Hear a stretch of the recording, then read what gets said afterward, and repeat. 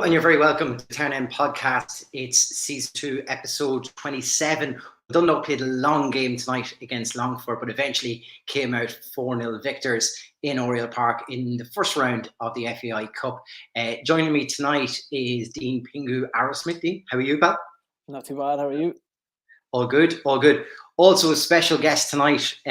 We have a legend of Irish football, but in particular, a legend right here in Dundalk, and that is the one and only Martin Lawler. Martin, you're very welcome to the show. Hi, all, and it's great to be here. How are you?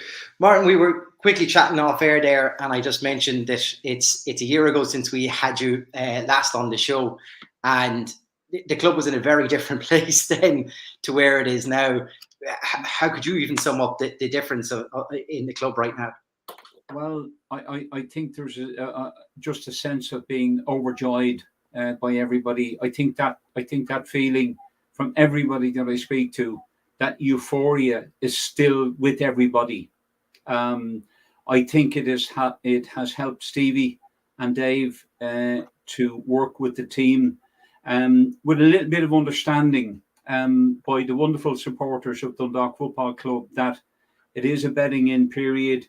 The club has come from the absolute depths of depression, of recklessness, and I think Stevie being given that little bit of breathing space by the supporters, in a season that's still going very, very well, and I would be confident that they could run Rovers right to the wire, and with a bit of luck, we could steal it.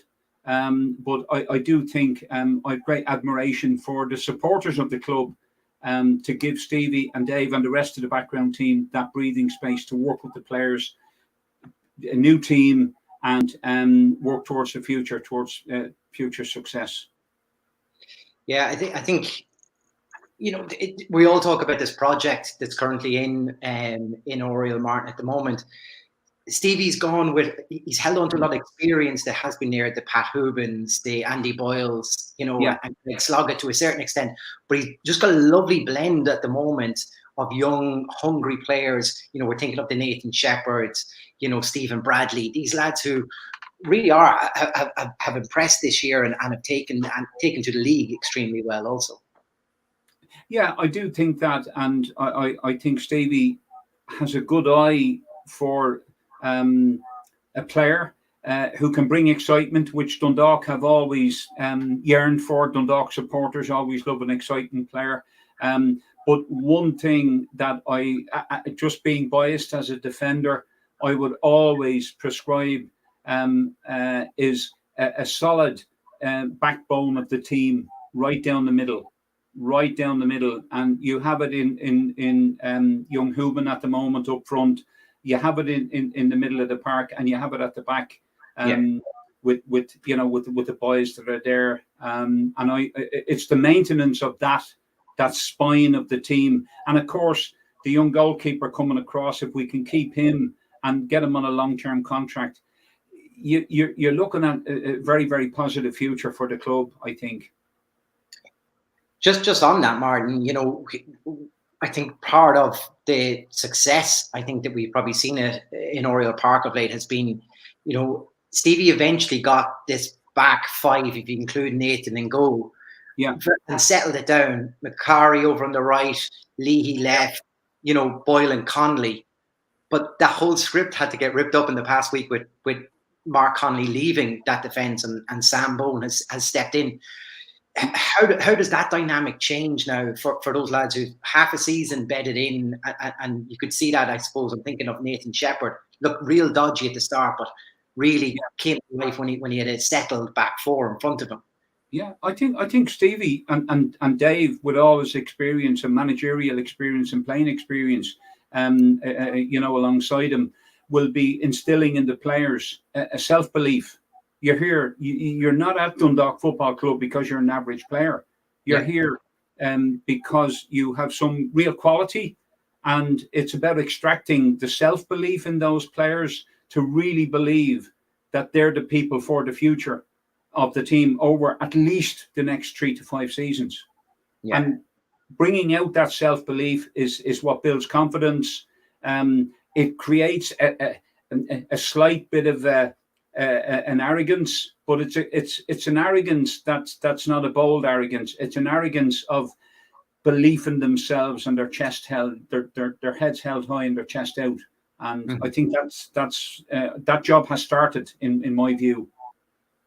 And you think is that something which, throughout the whole team, that's the ethos that, Stevie, Padge, Dave, Mackie, these guys are actually instilling into this. That's probably a major difference from last year, whereas you talked about recklessness probably of the ownership, but even the team, there was like a fear. They just didn't want to be the one to make mistakes at time. Towards Stevie has created this safe haven for expression, and you can see that in play at times. Absolutely, and I think anybody who, in any sphere, who finds themselves in an environment not conducive to what their skill sets are, whether it's a social environment or a sporting environment, if they're not in an environment that's conducive to the positive uplifting of the spirits of the people in that environment, you're going to get mediocrity, you're going to get fear, you're going to get apprehension. And I love the approach, the confident approach that Stevie and Dave are taking. I do believe that we could do, with 3 or 4 players panel-wise going forward, really solid, good players. I think there's really some good young talent there, but I would love to see the addition of 1 or 2, like a Mark Connolly. Unfortunately, he went elsewhere, and so be it. But I would like to see the addition of 1 or 2, let's say, experienced lads to come in as well. Yeah. Look, Martin, I suppose part of the reason for you coming in tonight was, the start of another FAI Cup adventure, one which you got to the end to on several occasions. The Cup is special. It's special to Dundalk Football Club in particular. There's young people, Martin, who grew up supporting Dundalk Football Club over the past 10 years, who expected to be in the Aviva at the end of the year. Tell me about it. Lofty expectations. Go on, sorry. But it's the slog starts here in round 1 for you to finally get there, doesn't it? And more than ever what it takes to get there. Indeed. And again, you looked at an indifferent performance tonight. You looked at it in the first half, you looked at a performance of lads who fell into the age-old trap of, look, we're going to win this game. Somebody will take the responsibility, etc., etc. And, somebody obviously probably, got out to, a little size 9 at halftime and says, a few reminders went around the dressing room, I'd say, and, you get the result in the second half. Complete confidence, total comfort. But the cup is beautiful. It's magical. The league is great. From a playing point of view, the cup is for the supporters. And if you can bring that magic, you're God, That's it's a beautiful thing, the cup. Absolutely. We ended up talking to Alan O'Leary because we ended up talking about jerseys, and then we'd end up, of course, going straight to his famous Swedish jersey. Indeed. And then we your whole highlights of the '88 Cup final is on YouTube. I was telling the lads, right. Didn't know that. An hour-long piece all on it, and I ended up getting totally sucked in and watched the whole thing several times on it. That year, though, Martin, you just had gone through the big hard slog of getting the league wrapped up on the last day, and then we're presented with the FAI Cup final, which was, in inverted quotes, Derry's final. This was their first big final. This was all about them, wasn't it? Yeah. Well, they had the fanciful, Calvin Plummer and people like that, and Owen de Gama, and Johnny Speak was obviously a prolific assassin. So it was Derry's final. But look, you had old codgers like myself and Johnner and Harry and Joey and Gino at the back. I talked about a spine, and you just had a crowd of old codgers at the back who, were psychologically smoking cigars, and we would have been very, very confident that we could, handle Derry on the day. And it was our if we had an apprehension on the day, it would have been about whether we can score or not. And we did. We got a penalty, but we played very, very well overall in the overall game. Derry would have been fancied, but we done really, really well at the back. We shut them out. Felix Healy, very creative in the middle of the park. Paul Carlisle, and you had Bailey, McGuinness, Vaudequin, all top quality players. Stewie Gauld, Paulie Curran, really top side, and we would have gone into that. And if I could mention, like, the motivation for me, I was going into that final from a personal perspective, already having won a double, I think 10 years earlier. So my motivation to be a player to win two doubles with Dundalk, it was it was sensational. And what that meant to me was very, very special. And of course, it took bloody well 30 years for the other guys to come and join me. They left me on my own for 30 years. That's true. Martin, you already mentioned the link between the club and the town, and the scenes back in Dundalk that night. When you brought the cup out, that was just, the town just overflowed in emotion. Extraordinary, an extraordinary outpouring of emotion and gratitude by the townspeople, young and old, for such a wonderful to bring such a wonderful win on top of winning the league. It was a really, really special occasion to bring both trophies back to the town. And the town replied in the most beautiful way with such an outpouring of emotion. And that's what I've alluded to it many times.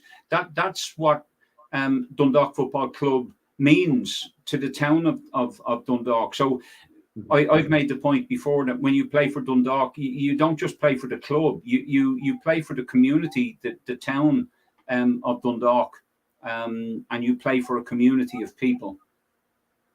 Is that really something? I'm just thinking. The short stints that you had at Shamrock Rovers. Now, is it that real? Outside of Dublin, where you get a whole community like Dundalk behind you, do you think is it that part of it too? I mean, I think the last time you were on, you were telling us about people throwing their season ticket back at you at opening games of the season, of which they probably get back together. The very thing I was thinking in the back of my head when you were talking there. But that's the love and the passion. That's a passion you come to really respect that. That builds the expectation level.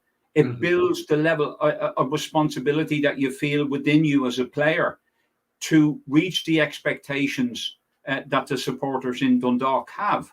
And again, I would probably throw in there, that level of expectation came when we were part-time players predominantly. Yeah.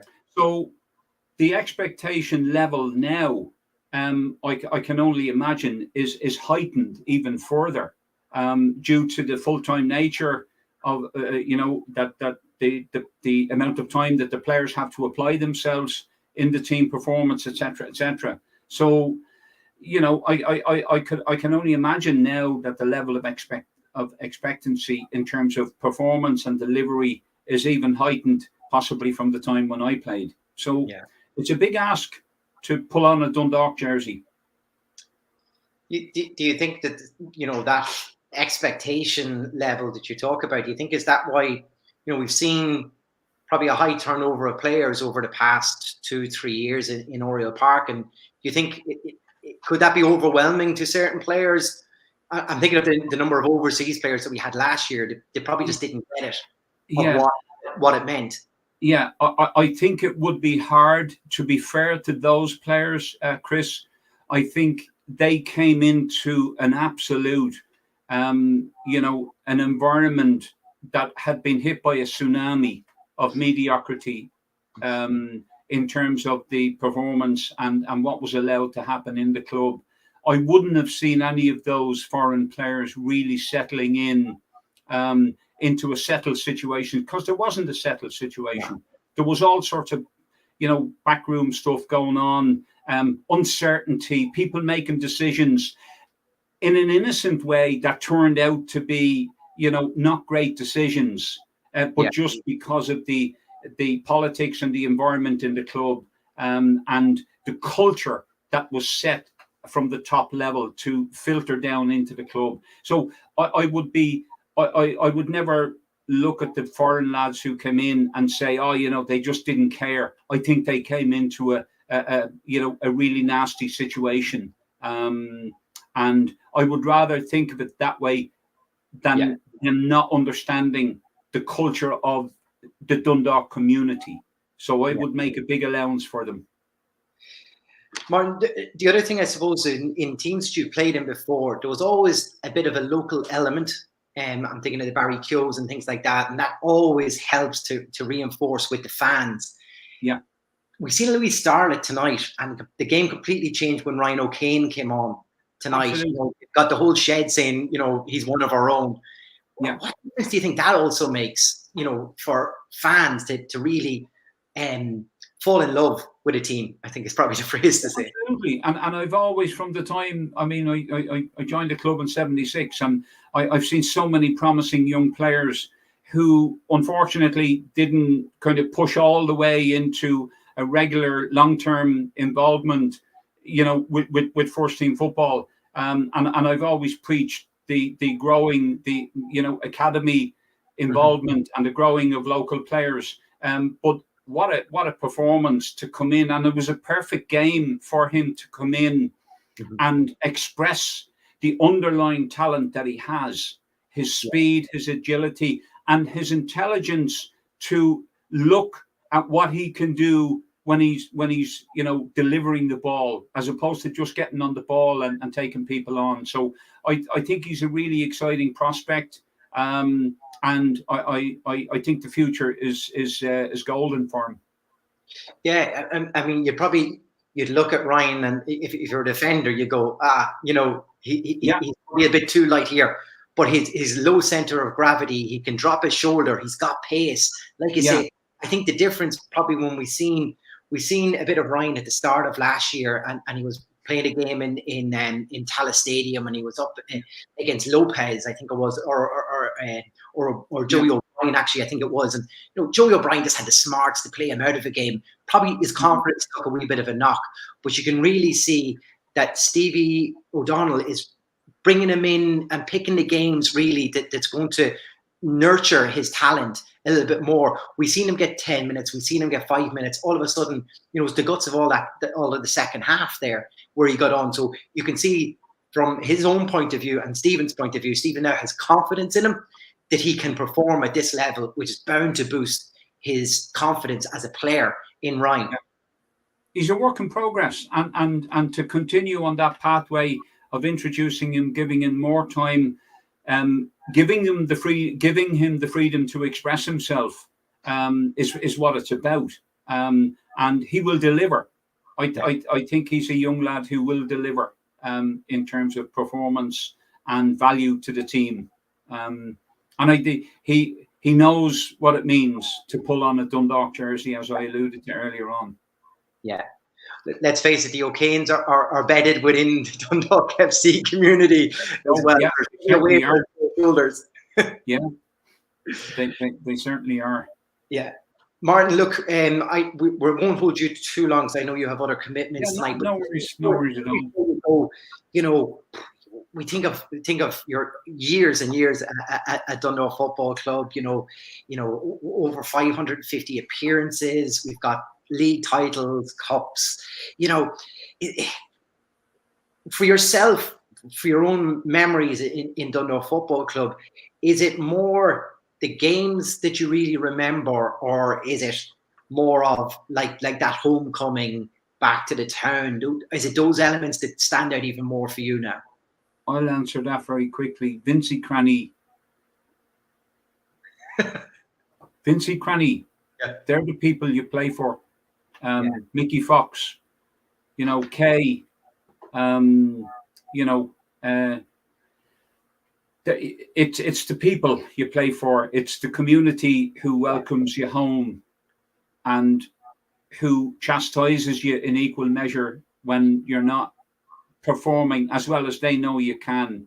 You don't remember games. You remember your responsibility.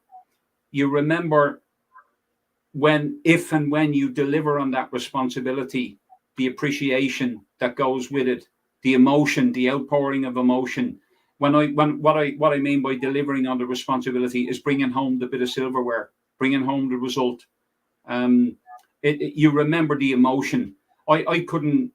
Most players will tell you they couldn't remember one game from the other, but you remember the lad in the car park ripping up and hitting you with his season ticket. That emotion. You remember equally the other side of that story, which I always told, getting the hug on the train from him when he identified himself as the fella who done it at the start of the season. So that's the beauty of the whole thing.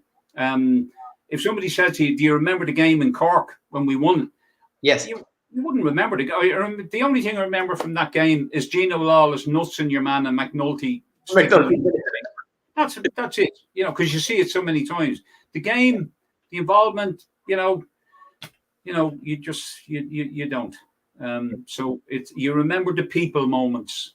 Well, I do anyway. I remember the people moments.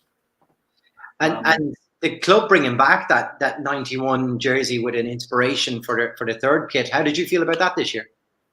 Yeah, I thought it was a nice hats off.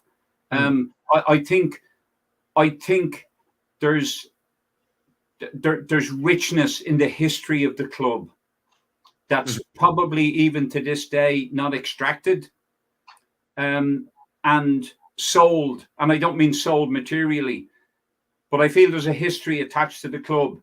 Like, I grew up listening to stories of Paddy Turner and Kevin Murray and Touchy McKeown and Shay Noonan, Dublin lads, and a lot of other Dundalk lads as well. I would have grown up from a kid hearing about them. And I always, as a kid, you wondered, where is that place, Dundalk? Is it in a foreign land? And you learned.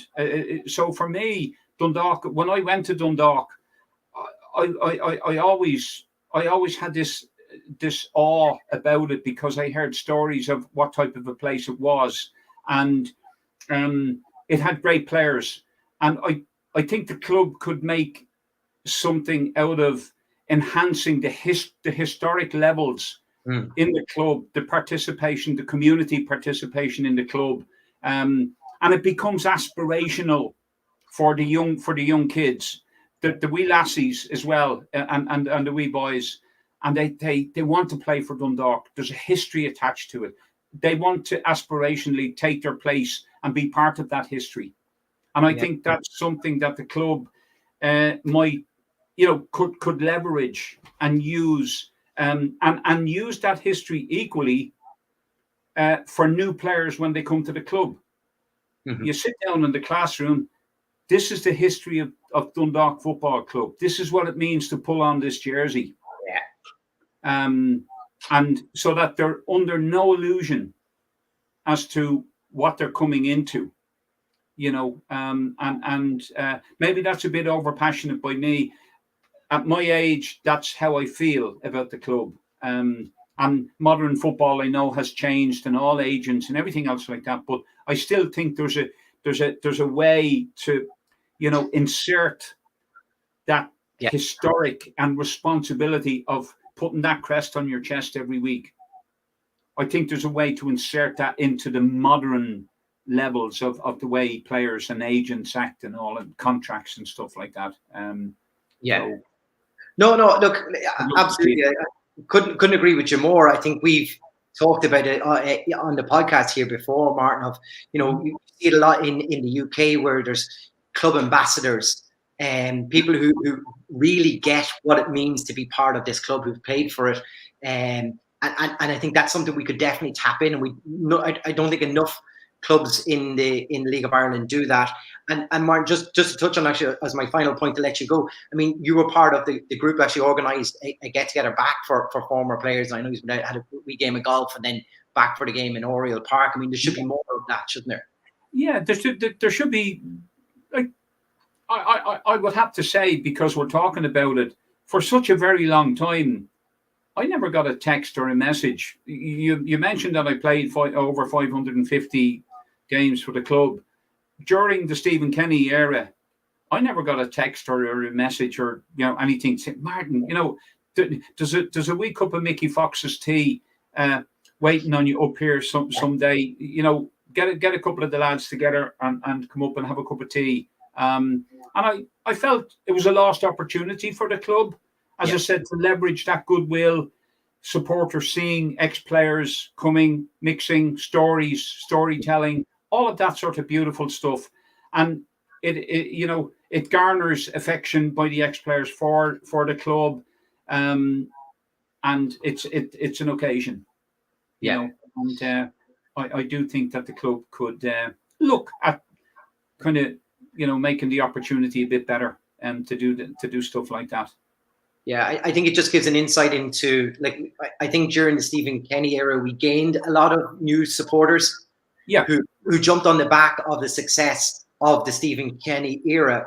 But they also have to be aware that there was a long history of success previously that brought us to this point. You don't just start as a club and suddenly you're a success.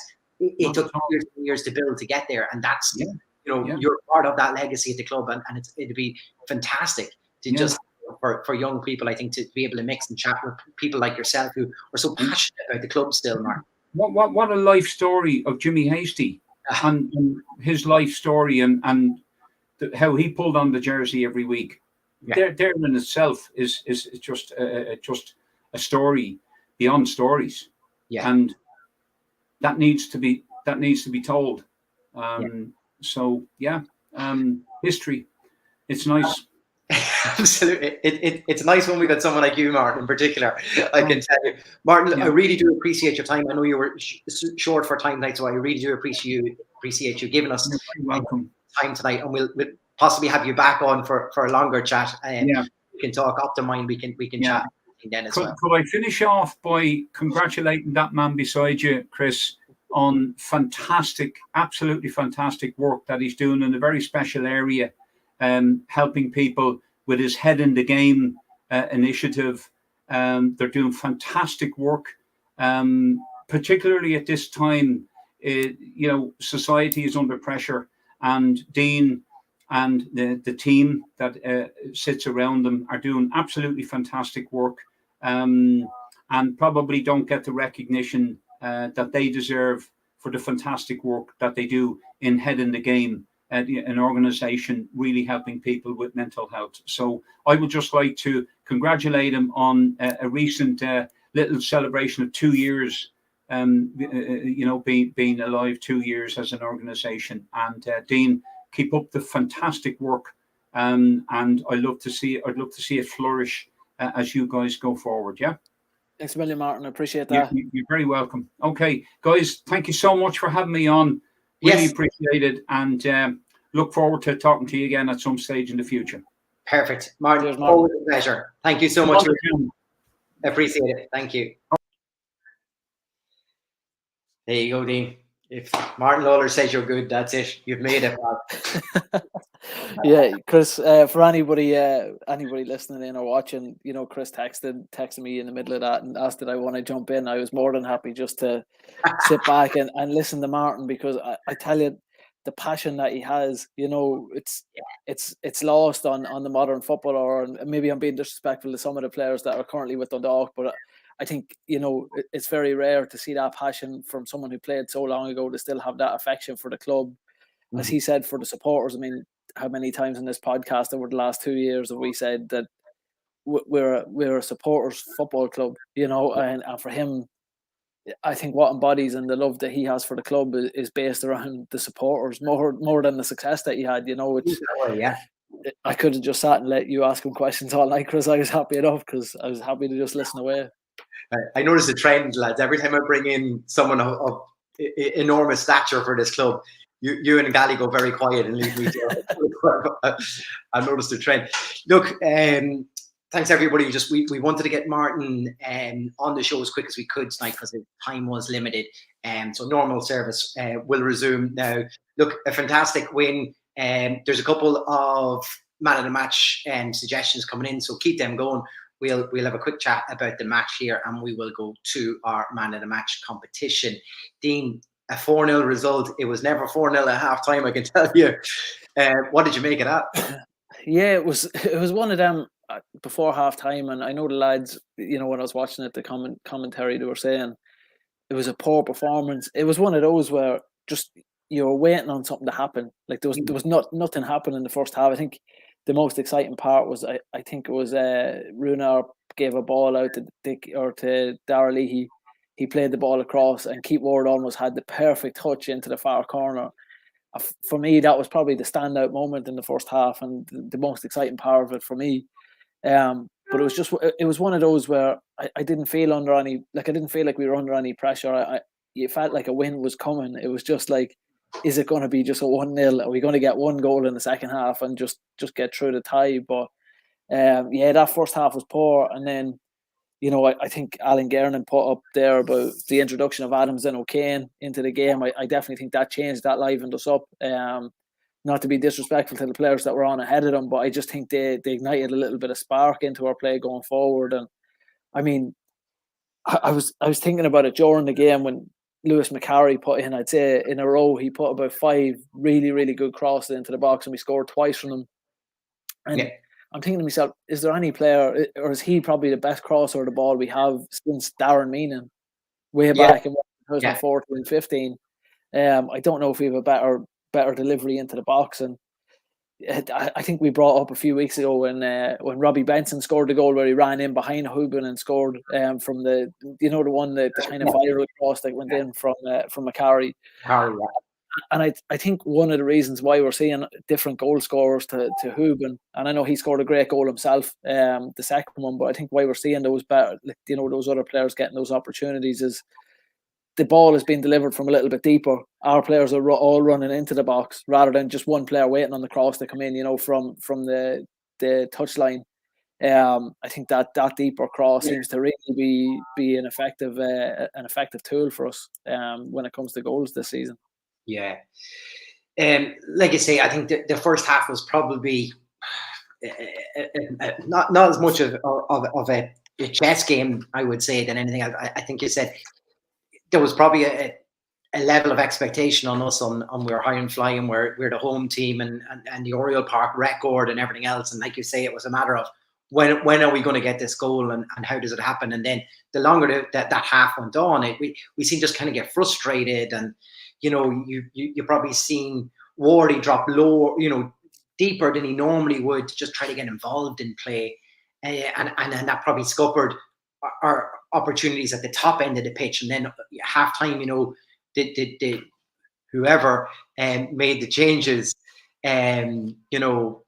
you could see the difference. Suddenly, Adams in the hole, it was an acres of space, and he was involved in everything. And Ryan O'Kane was just sensational tonight, I thought. Yes, the best performance in a Dundalk jersey, without a doubt. Yeah, just when you mentioned whoever made those changes, I think it's worth mentioning the great co-commentators, and I say co-commentators that Adrian had tonight, because I think Flana was there, and if I'm not mistaken, I heard that Galwegian tone of voice a couple of times. I don't know who it is, but I did hear someone from Galway delivering instructions, so I don't think we're down. We're a local company.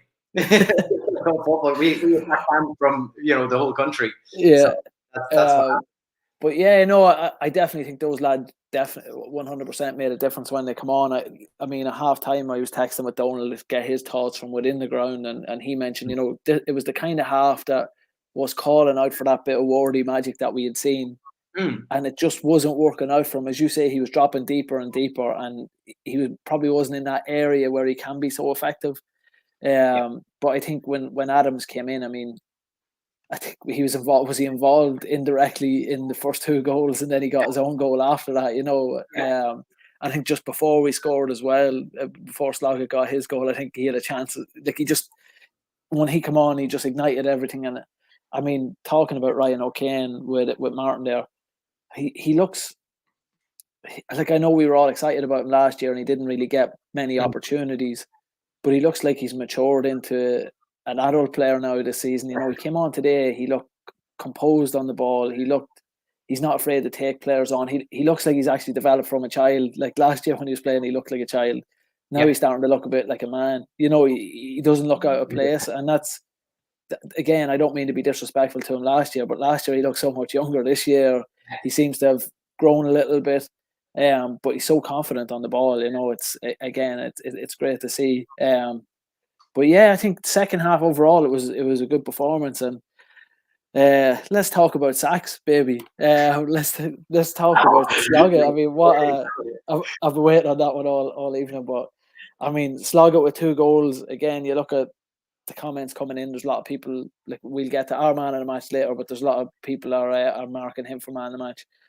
Him and Doyle every week. I mean, they're just getting better, aren't they? The two of them are just forming this partnership. And when Martin was talking about building your spine, I think you've got Boyle and Bone obviously now seem to be the centre back pairing for the foreseeable future anyway, or they have been anyway the last couple of weeks. You've got the 2 lads in midfield. You've got Hooben up top, and then it's Keith Ward or maybe Adams in behind him. But you're starting to see that kind of spine of the team develop. But being able to see how the two lads, Sloggett and Doyle, intertwine, you know, or interchange the positions, I think it's great to see. And well deserved 2 goals for him because he's been excellent the last few weeks. Yeah, I think it's a thing where, like you say, I think for whatever reason, it just didn't suit Wardy tonight. We called for Wardy to start more games, probably because we've seen his influence on them. And for whatever reason, I know conditions, there was a bit of a drizzle and stuff, probably took any fizzle out of the game that was there anyway. But let's say hypothetically, if Skip was very close to me, he would have been shouting to press and push them, because we were allowing Longford way too much time on the ball at the back. And I think he knew that, he might have known that if we were to press them a little higher up the pitch, that we should have better technical ability to get the ball back. And I think that's suddenly what you've seen in the second half. Suddenly we were hunting in 2s and 3s to get the ball back. Their keeper was suddenly knocking the ball out for throw-ins. There was 1 or 2 missed passes by them all of a sudden, and you could see just 5 minutes into the second half, should I say, you could see the difference already. And then I think Adams just realised that he could play in this little pocket, and when he did, he would have an immense amount of time on the ball. And I don't think it's any surprise that once he was brought into the game, suddenly Bradley came alive also, because there's this understanding that when we raise our game, certain players also come to the fore. And I think that's what you've seen. I think Bradley was just dying to get a goal tonight. He was pulling all the inside tricks and flicking it back outside, and he was like a little under 8 player at one stage. He just didn't want to pass the ball, did he? He wanted to run through players to get a shot off. He's after him in the box. I thought Pat Hoover was going to strangle him at one stage when it was 0-0, that he was going through everybody. But yeah, no, I think you're right.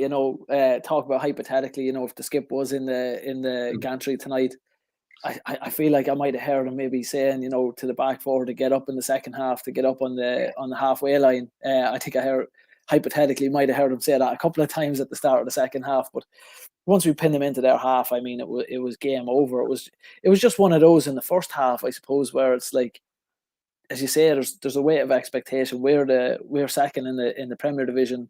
Longford are a shadow of the team they were last year in the Premier Division, and they're not even one of the top 2 in the First Division, where you would kind of half expect that. And they threatened us a couple of times, but also anytime we were going forward, we looked threatening. We just didn't really create a lot, And the second half was just it was the polar opposite. So it was a very, very comfortable second half. Yeah, I suppose one thing to note as well in the first half was a start for one of our new signings in Runner Haig. It didn't really seem to be as nice tonight. It took him a wee while to settle into it. But how overall did you think the 45 minutes went for him? Yeah, I think after probably the first 10, 15 minutes, I actually thought, Yeah, I think he might have. yeah, I think he done very well. Actually, to be fair, a lot of the play seemed to start coming down the left side, and him and Leahy were starting to link up a little bit as he got a little bit more comfortable. But it's one of those again, just what I'm saying, talking about McCarry, where his crosses are coming from deep. Higgs almost running to the byline and putting that ball in, and by that stage, you've got maybe 5, 6 Longford bodies that the ball has to get through to get to Hooban or whatever. And as I say, I think the best chance of the first half for me, from what I seen, was probably that chance of Wardy's, which I can't remember. It either came from Leahy from a ball from Haig or came directly from Haig. He just put it across the 6-yard box, and Wardy's touch was just wide. But I definitely think there's an excitement about him. I know people are going to be clamouring for Ryan O'Kane, and maybe justifiably so after that performance to start him. But I mean, to have another left footer on the team is definitely a positive, and it kind of balances out both sides of the pitch, for the rest of the season. It's interesting, we'll get to transfers later in the show, because I think people want us to talk about. And I have a lot to say about it, Chris. I picked the wrong time to go away on a family holiday this week, I can tell you. Like we were getting messages in from Hibs fans, kind of, saying, hey, look after this player. But by the way, how's Bradley getting on? And this, it's amazing. I suppose the platform that Dundalk has become, that you've got players wanting to come and play for us here, and you've probably got Hibs fans one eye on Dundalk results now of a Friday night to see what's going on. It's amazing. Yeah, and I suppose it's a great compliment to the work that Stevie and the lads are doing. That Hibs, and there's probably a debate after the European games about Scottish football and Irish football, after last night, but Hibs would be one of probably the big four in the SPL, and for them to be comfortable sending another player on loan to us, it's very complimentary to the work that Stevie is doing with Bradley. So it's good to see, and as you say, it keeps us on the map. Even without European football, it keeps us kind of recognisable among these higher level, maybe not higher level, but higher profile clubs. Yeah, look, and that's what it's probably all about, as well. It's the profile of this club, and how can you draw it in? Because I think you would have faith in Skip and his team, because they tend to see fantastic potential in players, and I don't just mean as in what they have. It's what they will bring to a team, and how they might be able to settle in this league as well. Like, full faith in the 3 signings that we brought in, that they will adapt to this team very quickly. Yeah, definitely. I mean, probably the only thing you would say about Haig, as you were saying, that where he started a bit slow tonight, he's only in pre-season mode. Yeah. And Alfie Lewis, obviously coming back from Preston. Was it Preston he was with? Plymouth, sorry. Yeah, so he's only in his pre-season mode as well, which is probably why we didn't see him tonight. So it's probably only Robbie McCourt's probably the only one who's actually, of a level of fitness to maybe step straight in. So it's probably going to be a few weeks before we see the best of these lads. I mean, Alfie Lewis, we might not see the best he has to offer until next season. I know he signed an 18-month contract, I'm led to believe. So we're probably not, we might not see the best of him till later in the season, or even the beginning of next season. And how many times over the last 10 years have we seen that with players? They come in mid-season from outside the country, and it does take them that time. So you would hope there'll just be a little bit of patience. But I mean, from what we've seen from Stevie's first 7 months, 7 months in charge now? Almost 8 months in charge. I'd have full faith that he's bringing the right people in, Yeah. And I suppose, look, just to go back to our original point before we went way off on transfers, when I said we won't talk about it, we'll talk about it later, but then we ended up talking about it. I think, chatting to Dave Mackey post-match there, they said that, the one thing that's probably been missing from Greg Sloggett's game has been goals. He's been thereabouts. He's been part of important play. He's played in different roles within it, whether it's a holding role or more forward, and we've seen probably the best out of him further up the pitch.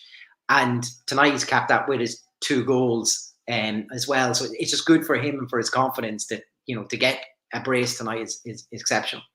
Yeah, I think so. And I don't think it's any coincidence that his form and his improvement week on week is coming from getting game time. Like we talked about it a few weeks ago, where he was flying. I think when Shieldsy got injured in 2020, he was flying up until the European run. And then I think as a young player who's just gone into full-time football, I think having so many games in quick succession was to the detriment of him. Yeah. I think last year he was in and out of the team. I mean, he scored that wonder goal against Bows in a game that we won't mention the scoreline of that game up in Dalymount Park, but there's goals in him, but he probably hasn't been consistent enough. And to be honest, when I'm looking at him play, and we've all said, and thank God Donald's not here, because he'd be given out if we mentioned Chris Shields, because I feel like every week, every podcast about Dundalk Football Club mentioned Shieldsy at some point. But there's probably an expectation, and probably an unfair expectation on Sloggett that he was going to slot into that role and just become Shieldsy Mark II. And they're different players, and I feel like Doyle probably does the hard work that Shieldsy done. Yeah. And I think Sloggett is actually probably a little bit more in that mold of Benson. I think he can come in from the back, but I think the one thing with Sloggett for me is I think he's got a bit of versatility to his game. As we've seen against Pats, he can drop into right back, and he can, be one of the best right backs Dundalk ever had in that game. That might have been the drink was talking what I was saying that last week or 2 weeks ago, but but he has that versatility as well, which is good. And again, it shows the confidence that Stevie has in him. Yeah. Not tonight, but even that game against Pats, looking back 2 weeks, that he's not taking him off. He's actually moving him in a position to keep him on the pitch.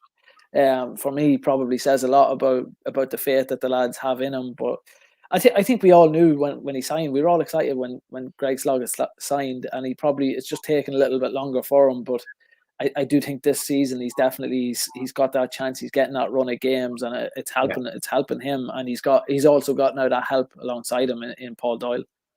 Yeah, I think we've probably seen some of the best players for Dundalk Football Club over the years that by their second season you see a completely transformed player, and they buy into the ethos of the club. And I like to think that's part of what we're starting to see with Greg now. He's probably, for the best part of his first season at the club, has had to play in multiple positions, not where he's most comfortable, towards now we're probably seeing that comfort in him is now turning into excellent football.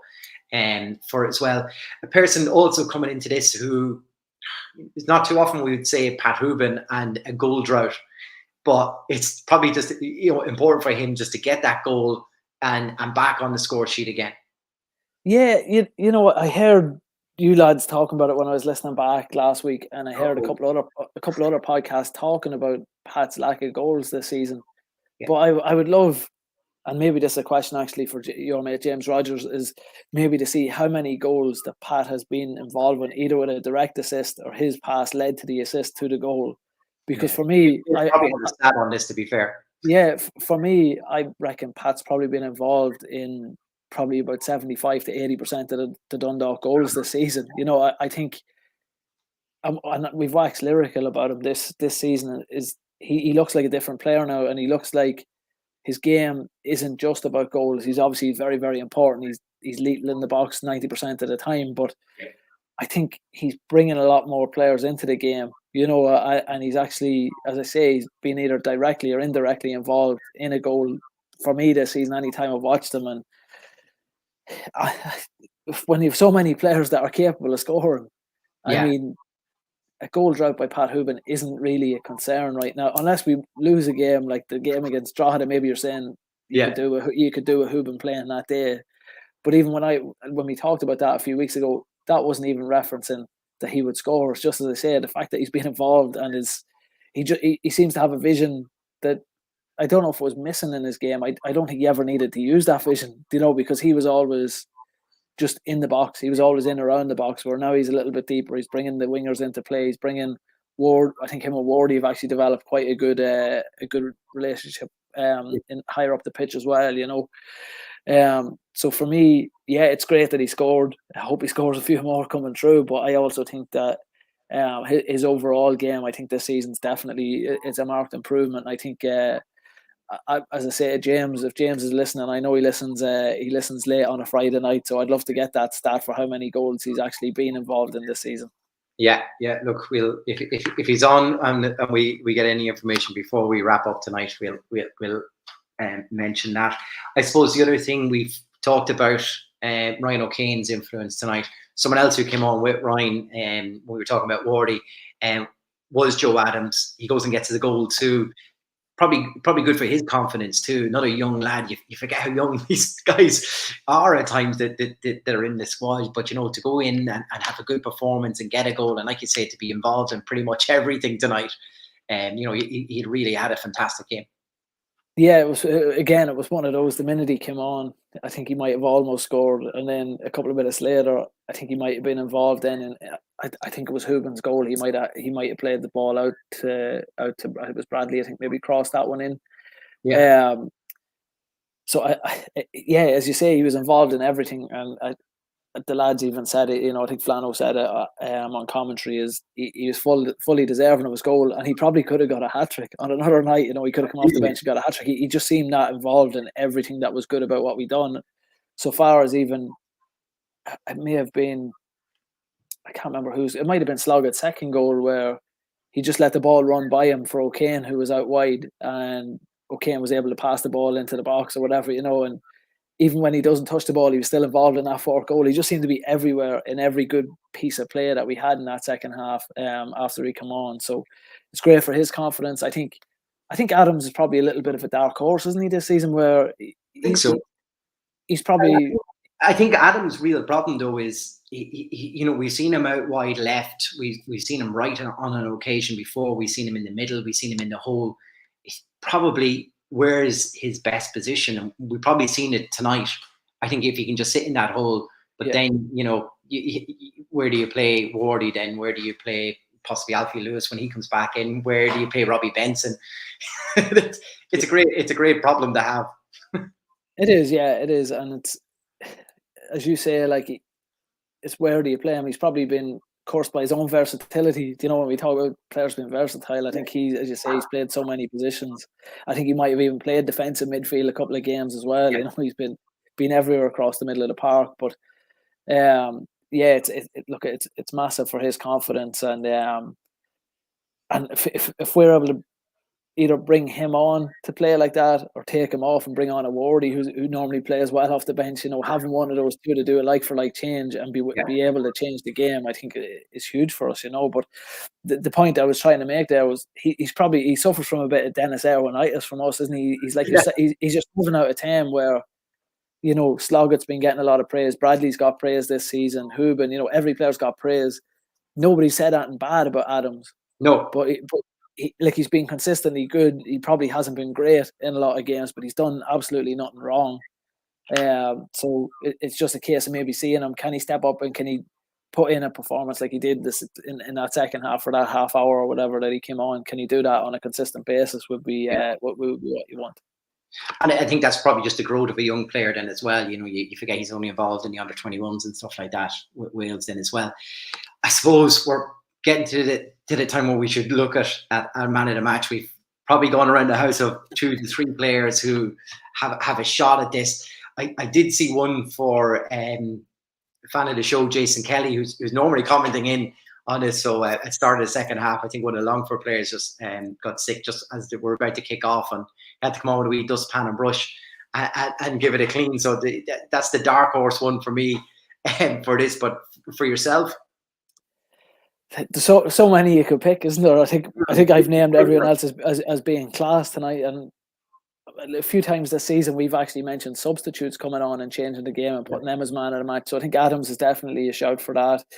I see a lot of people are saying Sloggett. If I was to pick someone who played 90 minutes, I'm probably going to go with McCarry, to be honest, because I think he's good defensively. I think he done very, very well with 2 assists tonight as well. So for me, that's probably my pick is McCarry. But I'm going to throw a spanner in the works, Chris, before we get yours. I'm going to also say that I actually think Jason Kelly should win the pizza for his work at half time or just before the start of the second half instead of giving it to anybody. So, changing the rules, moving the goalposts, as they say. As you say, yeah. Look, I might say with it as well. Perhaps we should do this because I know Jason was always in on our competitions for nearly all of last year in particular, to try to get the pizza, and I think he was mad to get it at a few occasions. So I think for his hard work tonight and his dedication to the club, I think we will dedicate our Tony's Pizzeria 15-inch pizza to Jason Kelly for his hard work on the pitch tonight. So fair play, Jason, no doubt. And you'll be in touch with ourselves, or you can get in touch with Gally and he'll sort you out for your pizza. And a big thank you to Tony's Pizzeria, as always, as our man of the match competition. I suppose we've touched on it enough. We can get in depth into the transfer saga that happened this week. I met Skip before the match when he was allowed to be in and around the ground, and I think he was more relieved than anything to say that the transfer window had shut at midnight yesterday. That was it. That he couldn't have any more, unless people obviously are waiting for international clearance. Or you're unsigned to another club, and you'll no more transfers, because the Mark Connolly thing just rolled on, didn't it?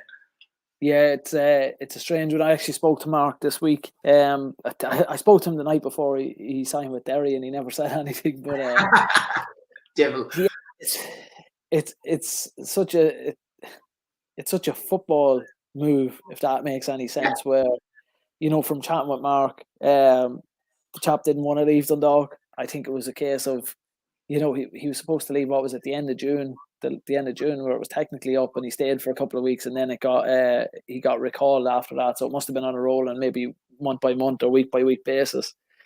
Derry obviously came in. Mm-hmm.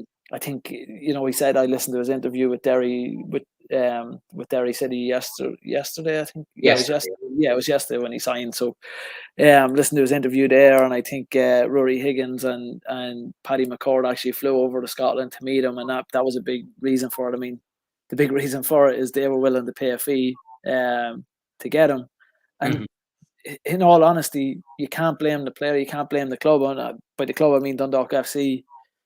We've come from 2 years of where we've just forked out money and brought in players on crazy wages that couldn't work out. I mean, it would have been great. I think every Dundalk fan we'd be lying now that he's gone if we said, we would, that we're relieved we don't have Mark Connolly till the end of the season. I think every one of us would love to have him till the end of the season. It boosts our chances of a positive run, but you can't blame the club for not willing to meet the demands of Dundee over in Scotland. Or by all accounts, his wage probably over in Scotland was pretty high. So right now, there's probably only 2 clubs in Ireland that could pay something close to that wage, and that's Shamrock Rovers and Derry City. We're not in that market right now, and his career's not going to last forever, so you can't blame him for making the move. But I think Dundalk done all they could to try keep him. I think it ended quite amicably. He said he loved his time at Dundalk. He said it was very unfortunate how it all worked out, but he said that's football. He said unfortunately that's football. So, from the conversations I had with him, I don't think it was. I don't think he moved to Derry because he didn't like his time at Dundalk. I think he loved his time at Dundalk, and from the tweet that he put out after it, you could tell that that was very good. It's just, as you say, it's a bit of a relief now that we moved on, and it's nice that Dundalk were able to actually break the news that he wasn't going to be signing before Derry broke the news that he signed like last year. So, but Stevie moved. He acted quickly. Getting Robbie McCord in from Sligo. He acted very quickly, but it's an opportunity now for Sam Bone to get in. I think someone mentioned a couple of weeks ago that Gareth had been walking around Oriel again in a boot. I don't know. I didn't see that myself, or I didn't hear anything about it. I just had someone had mentioned it. I saw him tonight. He was walking around in a pair of shorts and runners. So hopefully that means that he's not too far away from being back fit again. Again, too, Lewis McCarry, I think someone mentioned, can play in the centre. I would hope to keep him at right back for now if we could, because he's been great there. But hopefully sooner rather than later we'll have 4 fit centre halves. And I see Jason Crawley just saying that the squad now is a bit more versatile, and that's something we've lacked in early parts of the season, where we haven't had that versatility. I mean, now we've got John Mountney coming back, which is like a brand new signing. Signing Alfie Lewis, signing Haig, Ryan O'Kane coming to the fore. These are all positives, you know what I mean, and it strengthens us going into the second half of the season, or not the second half, but the latter stages of the season, and going on this cup run, having the ability maybe to make changes if we do have a Friday Monday games, which I'm sure there's probably with European matches that's going to be coming up either in August or September. So that's going to be coming thick and fast. So that's good to see. I mean, probably as well. If you form any sort of a cup run, it may have a knock-on effect to your fixture list then as well. So you say European commitments for some of these teams in and around us, maybe even a cup run, but there's definitely another round to come. So this all fixtures still have to be played somewhere. So like I say, you now need utility players, and you now need multiple positions. Does this now mean that Daniel Kelly moves back over to his original right? I mean, this is a conversation me and you had only a few weeks ago on the pod, and that you would prefer to see him back over on the right, and maybe that now it's up to him and Stephen Bradley to challenge for that position. Yeah, I think so. I mean, look, I made no bones after the Pats game to say how, apart from his goal, how ineffective he kind of was on the night, and it was similar against Drogheda as well when he was out on the left. So I think putting him on the right, that's where he scored most of his goals this season. That's where the majority of it came from, and he actually kept Bradley out of the team for a while. So he's probably not excited seeing Bradley back in form over the last couple of weeks, but that can only be a good thing. I mean, he's going to push Bradley to be better. Bradley's going to push him to be better, and they have to just keep make sure they keep working hard for each other, and keep moving forward. But it's great. As I say, it's good to have that competition for places. That's something that we were lacking earlier in the season. So I'm happy enough to hear that. To look a little outside the walls of Oriel Park, but we also saw another former Lily-White make a return to the league this week in Dan Cleary. Myself and Adrian Taff had a discussion before the match tonight about the incomings and outgoings. So they've lost Pico Lopez for the season, but then replaced him with Dan Cleary. Derry have lost Owen Toll to Bolton, but then replaced him with Mark Conley. So where are we with this, do you think? Are these teams stronger, or have they just filled a gap where players had either got injured or moved on for other clubs, and we're pretty much the status quo? Well, I mean, the Derry one, we'd be lying if we said we didn't feel they got a little bit stronger with Mark Conley, because we all wanted him a week ago, So yeah, to say that they're not stronger, I think I'd be lying, and I think any Dundalk fan that would say that they're not getting a bit stronger, we'd be lying to ourselves. But the Cleary one is a strange one, because there's a reason why it hasn't worked out in Scotland. And I referenced earlier, you look at Motherwell against Sligo last night, and Sligo were by the far superior team. Where Cleary was playing, it wasn't one of the top 4 teams in the SPL. Let's call a spade a spade. So if he's not breaking into a team, like St Johnstone, then there has to be a reason for it, And last season, even with Dundalk, and it's easy when a player's not here to start being critical about it, but last season, I think when the team was struggling, I think his faults were a little bit more evident. There was maybe, I felt like there was times where he didn't want to actually play good football. He wanted to lump the ball in the box, which I think that irked us quite a lot on the podcast last year. Very, very good centre half. Don't get me wrong. But what kind of form, or what kind of I can't even think of what I'm trying to say. Like how how is he going to be feeling coming back from that situation where he wasn't wanted? You know what I mean? Like how is his confidence? Sorry, that's what I was trying to say. His confidence might be on the floor coming back. Now I know he scored. I think he scored in the 93rd minute or something today on his debut for Rovers, which will probably help him. But that was against Bangor Celtic. You know, it's not it's not a big club. But I mean, long answer here to your question. I think both teams are probably going to feel they're stronger. I just with Rovers, I think they're going to have a lot of football coming up. You know, they're going to have a lot of football coming up, and they don't play very well this week against Ludogorets, but last week they weren't great. I think the previous ties in Europe, they didn't really fill me with confidence. Thankfully, being out here, I'm able to watch the games. You know, the Champions League games.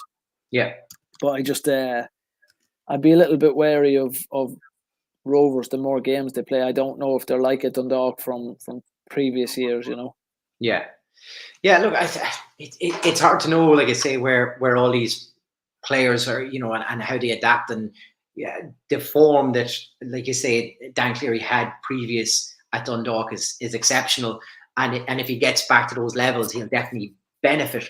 This Rovers squad, and you talk about, you know, European runs that he's been on before, and he'll give that, I suppose, to Shamrock Rovers too. But I just thought it was interesting that, you know, although Mark Connolly was probably a little bit more closer to home, as he was, you know, the last contracted club was with ourselves, but, you know, there ended up being a little merry-go-round of central defenders that we were involved in, and they happen to go to our two rivals. So it's that them's the football. You know, what can you do?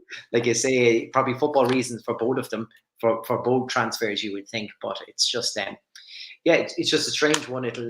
Time will tell whether former players come back to us. Of course, Mark Connolly's, you know, next game will be for Derry against Dundalk, and he's back to Oriel again. So that's you know, typical football circles right there. And look, Dean, I think before we wrap up everything on this, Martin Lawler's touched on it earlier on, and you know, the Head in the Game organisation that you're part of, a 2-year anniversary there, you know, which also coincides. You know, we've seen the club put out messages for Harry Taff and the Taff family this week. It's, you know, it's a somber time as well for the reasons behind Head in the Game, but, you know, it's amazing journey so far in 2 years. Yeah, it's been. You know, I spoke to the lads, and I don't know if I put it out on Twitter or anything like that, but for me, it's probably in 16, 17 years I've been involved in football since I got into coaching. The last two Head in the Game have probably been the most fulfilling for me, because we're starting to see people talking about their mental health. You know, we're starting to see people make a difference.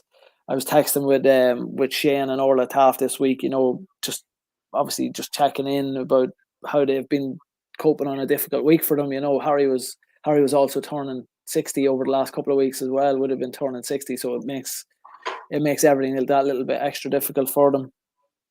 And they've said, you know, if there's anything good has came out of what's happened in a tragic situation. Orla actually texted this to me. She said it is Head in the Game, and their family are so appreciative of what we do. And if only for that, you know, that we've gave them a little bit of hope after this tragedy, then for me, it's been worth doing what we do, you know.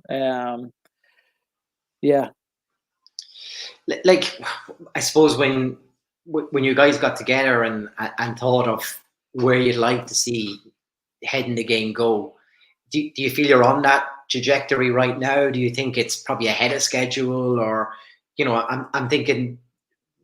I remember you telling us about, you know, the naming rights to Head in the Game Park and Drogheda is just a massive leap forward. You didn't think you'd be in that sort of playing that sort of an area so quickly. And we think of the whole commitment for the month, for the armband on the captains, and how well that got taken across all leagues here in Ireland. Like, they're massive strides for an organisation that wasn't even around 2 years ago. And the message and everything you have coming behind that, you know, is this where you kind of thought you might be, or? Yeah, I mean, just when you mentioned the armbands, just to highlight that Longford Town, the captain was actually wearing the head in the game armband at the match tonight. I saw that on, I think it was you was doing the camera, Chris, with great camera skills there, but I think you zoomed in at one stage. But no, I think, to be honest, I think we're probably where we should be. I'd be one, and the lads on the committee will tell you, I'd be one that I'm a dreamer and I've got big plans and big ideas for heading the game. And sometimes some of them have to tell me, like, just park that to one side for now, you know. And but we all share the same vision of where we want this eventually to get to. I think when you talk about, you know, heading the game park, the captain's armbands, these are all things that happened initially within the first 7-8 months of heading the game's inception. So that kind of stuff happened way in advance of when we wanted it to get that big. But when opportunities like that come knocking, you're not gonna turn around and say, well, we're not ready yet. You know that kind of way. But it's at a point now where we've kind of had to slow down, we've had to take stock, we've got a couple of things that we want to do. I mean, I think the last time when we spoke about it during Mental Health Month in May, I mentioned that we want to start delivering talks to clubs. Now that's taken a little bit more time to get right. But if we're going to go out and start delivering a message to clubs, we have to make sure it's right. So rather than rushing something, the lads will even tell you, if you're talking to any of them privately, I wanted to announce, you know, when we launched our website, I wanted to announce then, you know, we're going to have talks in a couple of months. We're going to be developing these talks and get people to, if your club is interested, to fill out a form for it. Yeah. The lads told me, well, don't put it out yet if we don't have a talk, and it makes total sense. You know what I mean? So there's certain things that we just want to make sure we get right. I mean, we have a partnership with the Professional Footballers Association of Ireland, which we're still going strong with them. We probably just haven't done much with them yet, and that part of that is just we're finding our feet and finding our voice. But long term, I mean, again, as I say, I'm a bit of a dreamer, but I would love heading the game to become what Show Racism the Red Card is, you know, but for mental health. So I want, you know, to get UEFA on board. I want to get FIFA on board. But the biggest thing for us is, can we get it right in the island of Ireland first, because that's where we're based, and that was our initial objective, is to get Irish football talking about mental health. I think we've done that. We probably need to, you know, get into the grassroots stuff a little bit more, and we actually, there's a club in Kildare that's going to play Leinster Senior League next year, and they're putting the Head in the Game logo in place of a sponsor on their home jersey for next year, which is class. And it's just look at the more clubs that we can get involved, the more, you know, just to spread the word that it is okay not to be okay.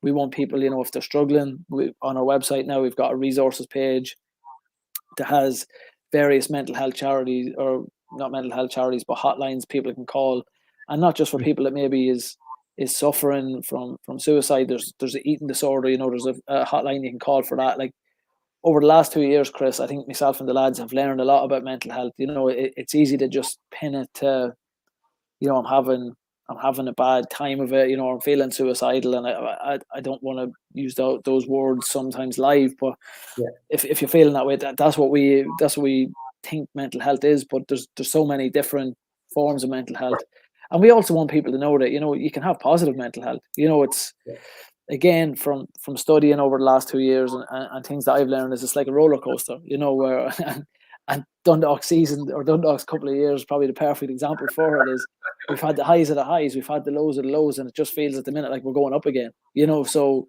that's, if we're Dundalk podcast, I kind of use Dundalk as the example for it. Is last year things probably couldn't have got any worse, and it would have been easy to throw in the towel, but we stuck with it, and we're starting to come out the other side. And that's something that we want to kind of push out that message too, that not everything Head in the Game does is about the negative side of mental health. Let's talk about the positives as well. Let's talk about those good times, and let's figure out a way, when you're having that dip, how can we get you back out of it, and how can we do it as soon as we can. And that's probably fire the American, sell the club to owners who are local. Exactly. Look, I think it would have been disingenuous if we didn't mention it, with all the reasons behind Head in the Game being formed and everything else, and Harry and the family. I just think we shouldn't let this time pass without marking it too. I think 100%. You know, it'd be great if we all got to a stage where, we can talk about positive and negative mental health in the same breath. That it's not anything that anyone should shy away from, and it's great that resources are out there, and hopefully we're getting resources out in front of people before they need them. So if you do need them, then you know where to go for them straight away, and that's the real key to all of this. We'll bring it back very quickly to Dundalk Football Club again. Look, I think at the start of the night, Pingu, all you'd ask is we're still in the hat in the cup. We've done that. A far more convincing second half display. And just roll on now for the Derry match. It's probably for Skip and his team now, and even Rory Higgins to a certain extent, we're not nailed down for exactly who's going to be playing where. So it's a little spanner in the works, I suppose, for opposition teams, where you probably could have named the Dundalk team to a certain extent. Now it's like, well, hang on, there's a couple of players in. Who's going to actually be playing in these positions now? Yeah, it's going to be interesting to see how he lines up. I mean, I was a bit shocked to see Shepherd back in the starting team again tonight.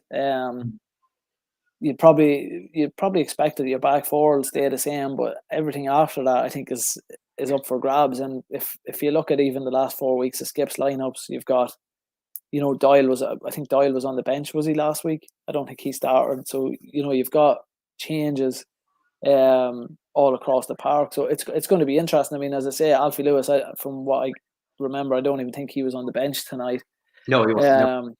So you'd probably expect. The report was. Yeah, so you'd expect probably that he'll be there. Again, Ryan O'Kane's done no harm to his chances tonight to get a start, and he's a player that Derry know nothing about. They don't really, realistically, they don't know a whole pile about him. I don't think he was at the club when Higgins was here either. I think Higgins had already left when he signed, because he only signed the start last year.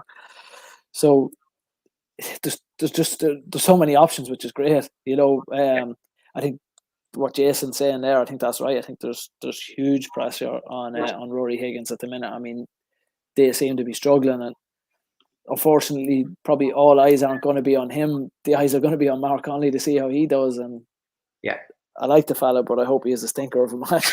To be honest, Yeah. But look, and it's a thing where whether accidentally or otherwise, we found ourselves in this position that we're still ahead of Derry on points currently on the team, and as the table lies, and it is a second versus third, and there's a lot riding on it on this fixture as well. It's probably a don't lose fixture, am I right? Or or do you go for broke and you put your colours to the mast and you try to win the thing? Like you don't want to lose ground to Derry, at the same time, because they don't have one eye on a European escapade anymore. That's parked now till possibly next year or whatever for them. But there's a weight of pure money gone into that club, and it's second place, and whether a poor European run is that acceptable for what that budget that's there for the club is. So I think you're right. There is a bit of pressure onto Rory Higgins now, and it'll be interesting to see how that goes. It's a new dynamic for Derry as well, where there are such, like you said, there's only a couple that's probably able to afford wages put out for the likes of Mark Conley coming back from Scotland. So they're in that zone where they can pay the same wages as Shamrock Rovers, but Shamrock Rovers are sitting 7 points clear at the top of the league, so they can justify bringing in someone on the big wages, bringing the Jack Burns back, and and getting through everything. And their European odyssey continues, I suppose, to a certain extent. So they have plenty of bites of the cherry of this European cherry this year. So there's always a guarantee they're going to make X amount of money back this year. Derry don't have that luxury, so that comes with added pressure then, doesn't it? Yeah, and I think you've hit the nail on the head. I mean, we've seen it even, over the last couple of years with Finney. Once the team starts underperforming, the manager straight away under pressure. Wayne Hatswell was out here over the summer, and he mentioned to me, like, you're always 6 games from the sack when you're a coach. And Higgins, unfortunately, I think, we as Dundalk fans, we all have a bit of an affinity to Rory for his time here, but he started very well, but he's been dogged with injuries, at the same time. Like, they've been a little bit unfortunate. But yeah, I think, especially especially the Conley thing. I mean, it just kind of magnifies the pressure on him, because if you're taking this player that by all accounts was going to stay with Dundalk for the season, and you've gone out of your way to sign him, I mean, there has to be a performance. And Conley has to perform as well. Like, that's the thing too. You know, he has to put in a performance and justify that move. And who knows him better than Stevie and the lads in the league, you know, because they've trained with him all season. And I think we've said throughout the season too that he's, you know, him and Boyle struggled against that fast striker or fast players around him. And maybe a game like that, it might be worth getting someone like O'Kane to maybe start and play off of Hoban and get him to take on Conley and see how he does, you know.